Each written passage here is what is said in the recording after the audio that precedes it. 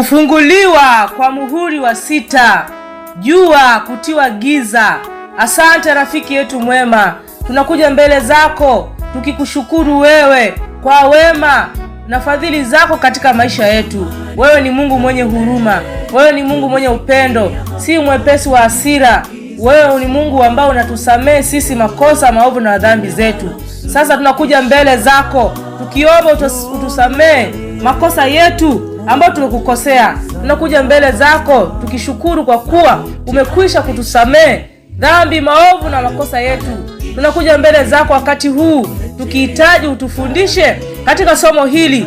Nena nasi na watoto wako tuko tayari kusikia sauti yako. Asante kwa kuwa umejibu kupitia jina lenye nguvu, jina la Yesu Kristo. Amen.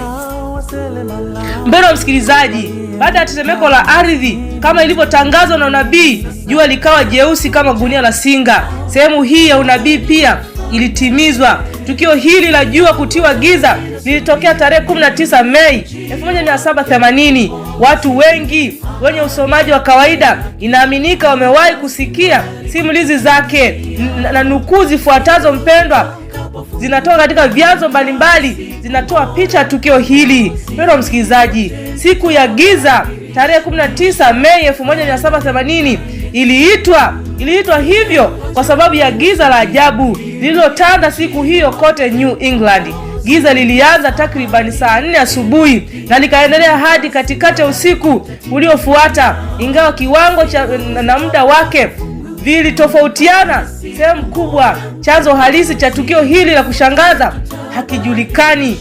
Mpendwa msikilizaji, katika mwezi wa Mei 1780 kulikuwa na siku ya giza ya kutisha sana huko New England, ambapo nyuso zote zilionekana kuwa nyeusi na watu walijawa na hofu. Kulikuwa na huzuni kubwa katika kijiji ambacho Edward Lee aliishi. Mioyo ya watu ilidhoofika kwa hofu, wakidhani siku hiyo ya hukumu imekwisha kufika, na majirani walikusanyika kwa mtu mtakatifu ambaye alitumia saa hizo za giza katika maombi ya dhati kwa ajili ya watu waliokuwa na hofu.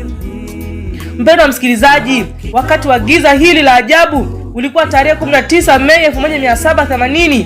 Anasema Profesa William kwamba lilianza kati ya saa 4 na 5 asubuhi, likaendelea hadi katikati ya usiku uliofuata, lakini kwa sura tofauti katika maeneo mbalimbali. Mpendwa msikilizaji, kiwango cha giza kilitofautiana sehemu mbalimbali. Katika maeneo mengi ya nchi kilikuwa kikubwa kiasi kwamba watu hawakuweza kusoma maandishi ya kawaida.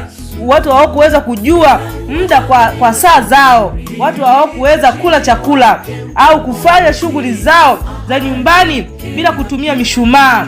Katika baadhi ya maeneo giza lilikuwa kubwa sana kiasi cha kwamba watu hawakuweza kusoma maandishi ya kawaida hata nje kwa saa kadhaa. Ingawa inaonekana hili halikuwa hali ya kawaida kila mahali, eneo lilifunikwa na giza. Hili lilikuwa la kushangaza sana. Mpendwa msikilizaji, inaonekana lilienea kote katika majimbo ya England. Liligunduliwa hadi mashariki huko Falmouth, huko Portland, Maine, na magharibi lilifika hadi sehemu za mbali za Connecticut na Albany, na kusini lilionekana kote kwenye pwani ya bahari, na kaskazini lilionekana hadi maeneo yote ya makazi ya kaskazini. Inawezekana lilienea zaidi ya mipaka hii katika baadhi ya maeneo, lakini mipaka kamili haiwezi kubainishwa kwa uhakika.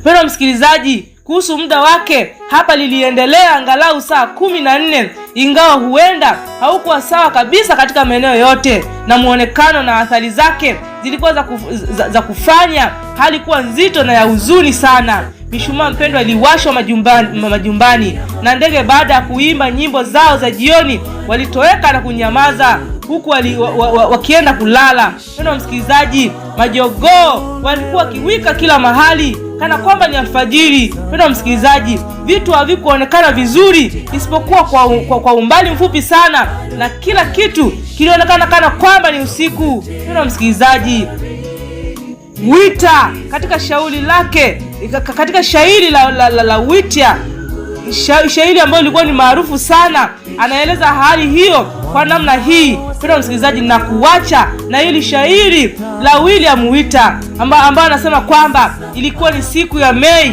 ya mwaka wa zamani sana 1780 ndipo kulipotokea juu ya maua na uzima mtamu wa majira ya kuchipua juu ya dunia changa na anga la hadhuhuri, hofu ya giza kuu kama usiku ambapo hadithi za kaskazini husimulia machweo ya miungu. Anga lililoning'inia chini lilikuwa jeusi kwa mawingu ya kutisha, isipokuwa pembeni mwake palipopambwa na mwanga hafifu kama ule unaopanda kando ya volkano. Kutoka kwenye moto mwekundu chini, ndege walinyamaza na kuimba, na kuku na vifaranga wakarudi kulala.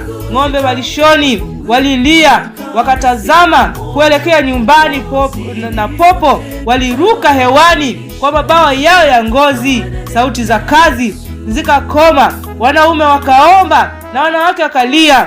Masikio yote yakawa makini kusikiliza sauti ya tarumbeta ya hukumu ikipasua anga jeusi, ili uso wa kutisha wa Kristo uonekane kutoka kwenye mawingu yaliyopasuka, si kama ilivyoonekana mgeni mwenye upendo kule Bethania, bali mkali kama haki na sheria isiyobadilika. Asante rafiki yetu mwema, ili tukio liliweza kuwashangaza watu walianza kujiandaa na hukumu. Tusaidie na sisi tuweze kujiandaa kupitia matukio haya ambayo yanaenda kutokea duniani, yakituonyesha kwamba ujio wako Yesu mara ya pili upo karibu, yakituonyesha kwamba tarumbeta ya saba au muhuri wa saba uko tayari kufunguliwa na Yesu unakuja mara ya pili. Tusaidie tusibweteke, tusaidie tusilale katika masuala ya kiroho, tujiandae ili siku ijapo mara ya pili tuweze kukulaki hewani mawinguni tukisema huyu ndiye mpendwa tuliyemngojea, atuokoe na shida hizi za dunia, atuokoe na magonjwa haya ya dunia, atuokoe na taabu hizi za dunia. Asante rafiki yetu mwema, kwa kuwa unatuandaa kwa ajili ya ufalme wako. Naweka mikononi mwako watoto wako ambao wanapitia changamoto mbalimbali katika sehemu yoyote ile, aidha ni magonjwa. Pitisha nguvu za uponyaji sasa ili watoto wako wakae huru. Asante kwa kuwa unapitisha nguvu za uponyaji katika miili yao. Naweka mikononi mwako watoto wako ambao hawana furaha, hawana amani, ukaweze kuwafariji. Hawana furaha, ukawapatie furaha. Naweka mikononi mwako watoto wako wanapokulilia siku ya leo, wakiomba msaada wako, ukaweze kuwasikia, ukawalinde na kuwahifadhi. Kuwa pamoja nao sasa na hata milele kupitia jina lenye nguvu, jina la Yesu Kristo. Amen.